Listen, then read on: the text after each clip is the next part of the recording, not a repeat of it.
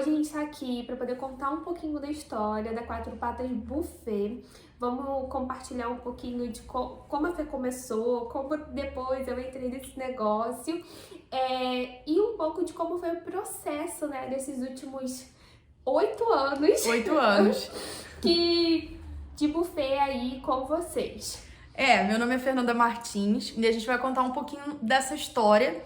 Quais foram as maiores dificuldades, quais foram os maiores perrengues, tudo que fez a gente crescer, tudo que fez a gente pensar em desistir, porque a gente, várias vezes pensou em desistir, desistimos, voltamos. Enfim, vamos contar um pouco desse processo.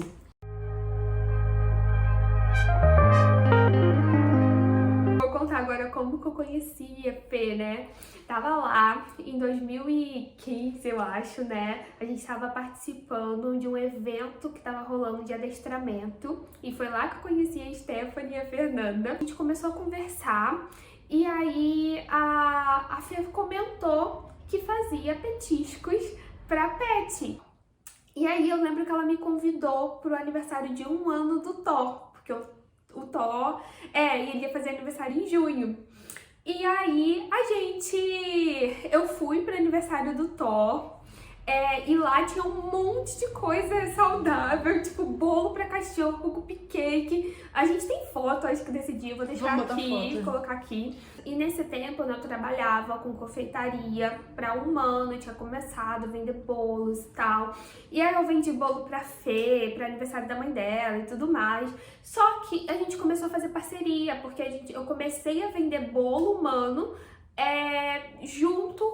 em parceria com a Fê, pra quando tinha o aniversário do pet, aí eu levava o bolo humano. E quando a gente ia pros eventos juntas, a gente foi pra muitos eventos, que ela me convidava pra eu poder divulgar meu trabalho em parceria, né? Porque as pessoas queriam conhecer, queria ter um petisco para humano, vamos dizer assim, enquanto os cães eram os protagonistas desses eventos. Então os eventos muito temáticos, então a época de Natal era mesa de Natal, a época de Halloween era mesa de Halloween. Foi algo natural, a gente não corria atrás disso, mas como era uma novidade, as pessoas queriam ter os nossos produtos, né, nos eventos, a gente conseguia dessa forma divulgar.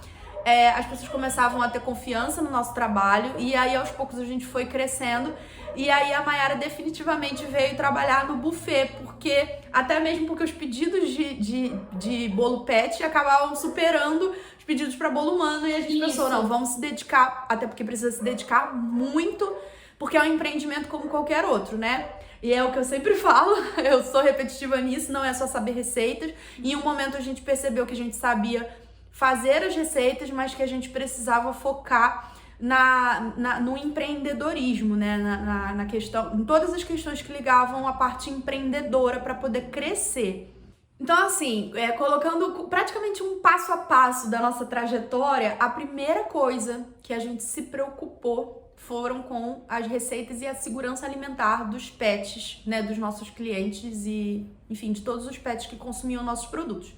Então, a primeira coisa que foi fundamental foi entender sobre alimentação natural, foi estudar mesmo, foi ter a presença ali de veterinários e zootecnistas para a gente poder entender como que produzia, como que fazia a forma correta de preparar os alimentos para pet, que é diferente da forma de preparar os alimentos para humano.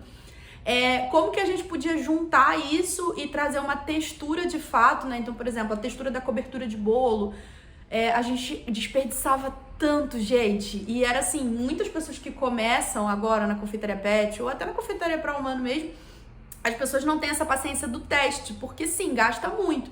Então você vai lá, você vai preparar uma receita, não vai dar certo, a cobertura vai derreter. Isso. E uma coisa que a gente não teve no início foi a ajuda de ninguém no mercado pet, a gente não teve esse respaldo.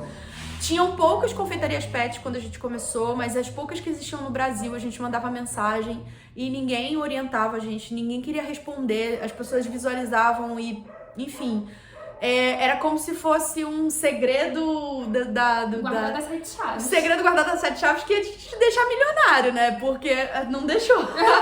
Mas parecia que era um segredo assim, que ia, sabe, se a pessoa contasse, ela ia entregar o ouro pra você. E a gente descobriu que não, né, Mayara? Porque não é receita, gente. A chave não é a receita. Sim. E Porque a gente até então ficava, nossa, se a pessoa não quer falar como que faz, é porque isso deve ser assim, vendeu, tipo, ficou rico. E não é, né? Engana-se quem acha que é. E aí, a gente testava muito. Então, às vezes, a gente passava muitas horas na cozinha testando uma massa de bolo e colocava no forno e aquilo não dava certo. E vendo os pontos também, né? De que forma que o biscoito ficava mais lisinho, que tipo de farinha que se adequava melhor ao biscoito. Lembra do teste da farinha de arroz? Tipo, tudo farinha isso. De trigo, integral, né? Isso. A cobertura. Foi eliminando ingredientes, sabe? Para que deixasse o bolo esteticamente bonito, né? E também visando os custos da produção, que isso é uma etapa que a gente já vai falar mais à frente. Então, visava tudo isso. Teve o biscoito, né, que você falou, que mofou. E aí viu que... Porque a Fernanda fazia o quê? Ela pegava os potes, colocava os biscoitos dentro do armário e deixava lá para poder ver o cheiro, a durabilidade, se ia mofar ou não. Então, todas as receitas da Quatro Patas hoje, elas foram muito testadas. Muito. Não foi por um período assim... Foram anos, literalmente. E quando a gente fala dos testes e por que é tão importante testar as receitas, porque existem 3 pontos fundamentais em testar a receita e aquilo dali de fato funcionar. Uma coisa é a praticidade da receita, ela precisa ser prática, precisa ser rápida, porque você tá ali produzindo para ganhar dinheiro, óbvio. Outra coisa é os custos, não pode ficar um custo enorme, porque senão o seu cliente não vai pagar por aquilo, dependendo de onde você esteja. E ele precisa ser atrativo, então são 4 pontos, né? Porque precisa ser atrativo pro pet, precisa ser gostoso e saudável e precisa ser bonito. Então, assim, são 4 pontos fundamentais das receitas que a gente buscou para poder dar certo. E quando a gente fala de saudável, a gente não queria colocar conservante, não queria colocar corante artificial, a gente não queria levar açúcar, nada disso. E chegar a um ponto certo de uma receita sem alguns ingredientes é muito difícil. E aí eu lembro de uma experiência que aconteceu com a gente, que foi o primeiro biscoito que a gente enviou pelos correios, porque as pessoas de outros estados, elas queriam comprar.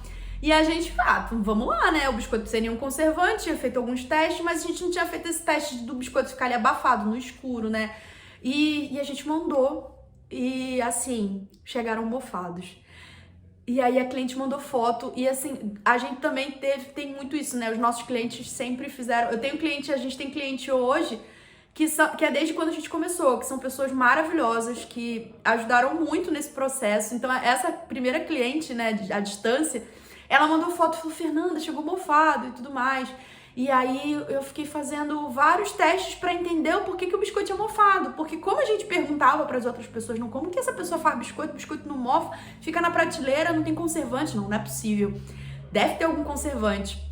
E a gente, com o tempo, a gente foi percebendo que não, que é o processo de produção que faz com que ele não mofe. Então, imagina testar isso e hoje em dia os nossos biscoitos terem durabilidade de 90, 120 dias, sem nenhum conservante. Então, é processo, é estudo e foi o que a gente foi fazendo aos poucos. Quando eu entrei na Quatro Patas, né, eu olhei pra logo, que a gente falou assim, não, a gente precisa mudar a identidade visual do buffet. Porque a logo antiga era essa daqui, a gente vai deixar aqui, vocês vão dar uma olhada. E aí a gente, conversando com a Fê e tal, tava muito preocupada com o brand da marca. O brand da marca é aquilo que você quer passar, né, pro seu cliente. O que você quer, qual a mensagem que você quer passar com o seu produto. É uma questão de, vamos dizer, de posicionamento, né, dentro do mercado e tal. E aí a gente começou a redesenhar a logo marca, né? Que é a logo de hoje em dia, pensando nas cores. E a mensagem do buffet é ter, né, o cãozinho, o pet como membro da família, esse incentivo desses momentos, né, do pet ali. E aí a gente começou a desenvolver a logo com base nisso. E a logo é um golden, porque foi a partir do Thor, né, que tudo começou. Então, eu falei assim, se a gente botasse um golden cozinheiro. E aí, eu vou ver até se a gente tem foto, né, desse eu tenho. A foto do processo da logo. Isso. E aí a gente foi desenhando isso e eu acho que não teria uma logomarca mais assertiva nesse ponto, tipo, que ficou muito legal. E a gente começou também a se preocupar com toda a parte, porque a partir da logo a gente ia desenvolver todas as embalagens, os materiais, todos focados nas cores da marca. Então, todas as plaquinhas que iam pro evento eram com essa logo, todas as embalagens sempre foram para poder identificar a Quatro Patas mesmo.